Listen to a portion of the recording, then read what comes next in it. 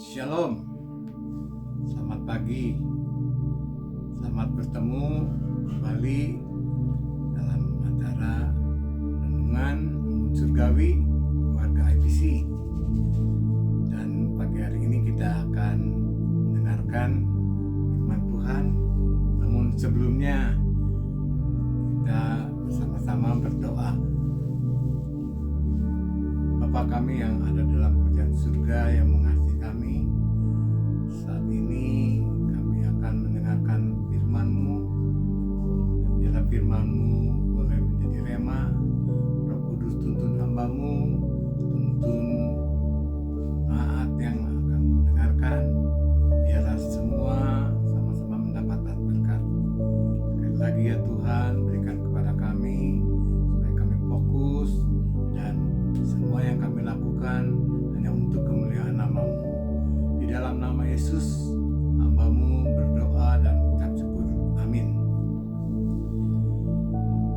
Satu hal yang sungguh indah dalam kehidupan ini, kita ini sungguh-sungguh akan berbahagia apabila kita memiliki sahabat.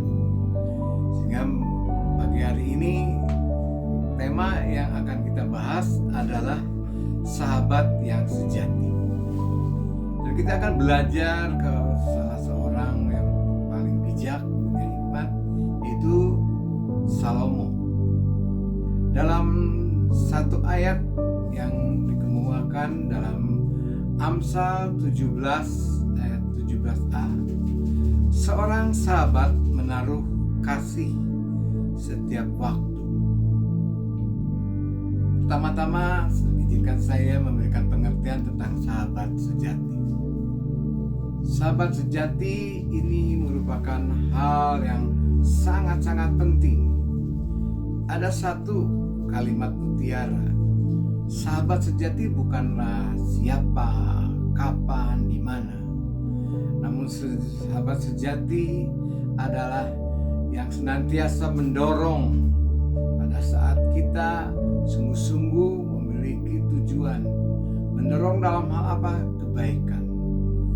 Seorang sahabat sejati juga berani melarang ketika kita akan melakukan sesuatu yang menuju keburukan. Raja Salomo, penulis Amsal ini, mengerti benar bahwa pertemanan memiliki dua komponen membesarkan setiap hati kita.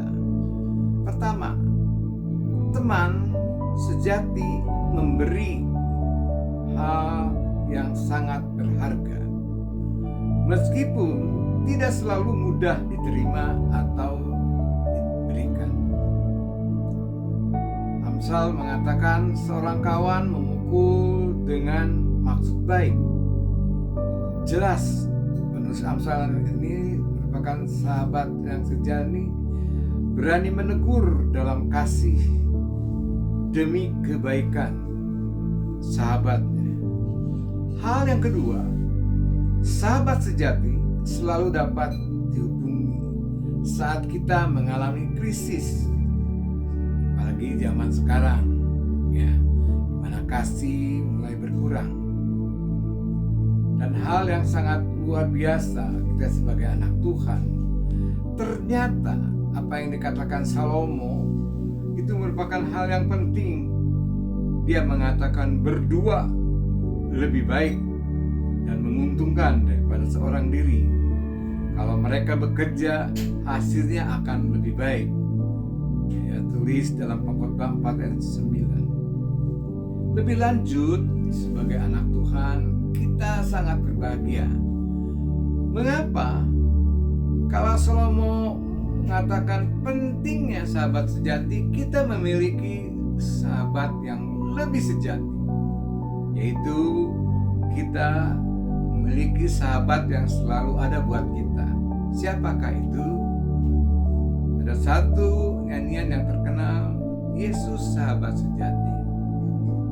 Dia selalu ada buat kita. Janjinya dengan jelas bahwa Dia tidak akan membiarkan kita, meninggalkan kita. Dia selalu ada pada saat apa apapun. Sehingga ia berani berkata yang harus kita ingat, mari yang letih lesu berbeban berat datang kepadaku.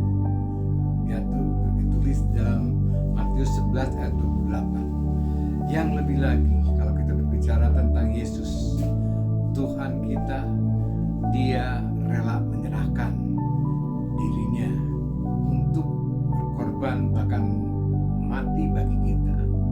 Sehingga apabila kita belajar menjadi, dan kepada siapa kita belajar menjadi sahabat sejati, tidak lain panutan kita hanya Tuhan Yesus Kristus.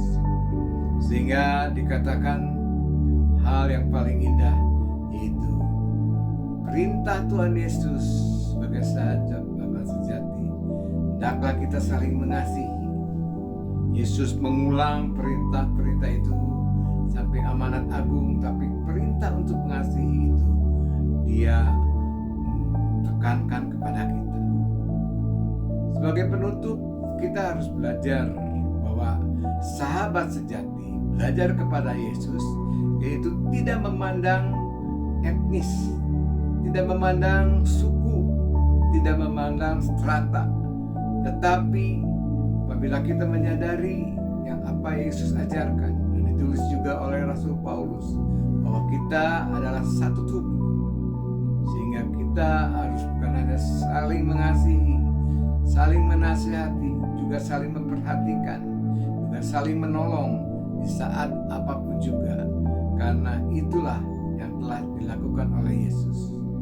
Sehingga dalam renungan ini, biarlah kita pun mulai berusaha untuk menjadi sahabat sejati dengan mulai memberkati orang terdekat kita, keluarga kita.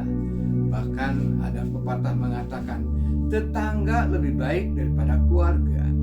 Yaitu artinya bagi kita mulai dengan orang-orang terdekat, dan bersyukur apabila kita menjadi anak Tuhan, kita memiliki Roh Kudus yang memampukan kita untuk menjadi sahabat sejati dan hidup kita berdampak.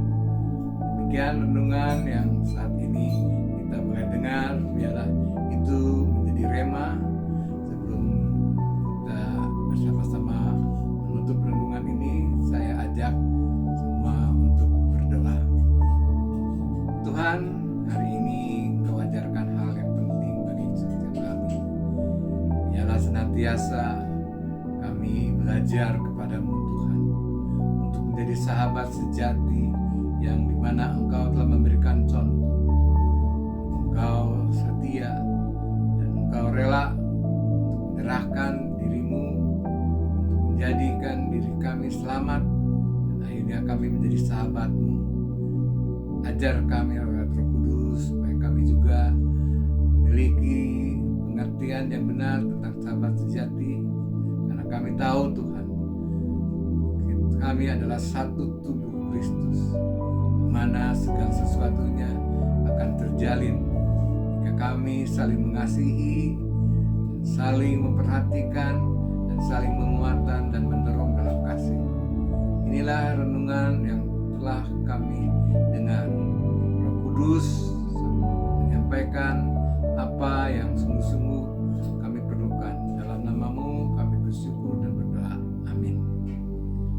Demikian renungan ini, semoga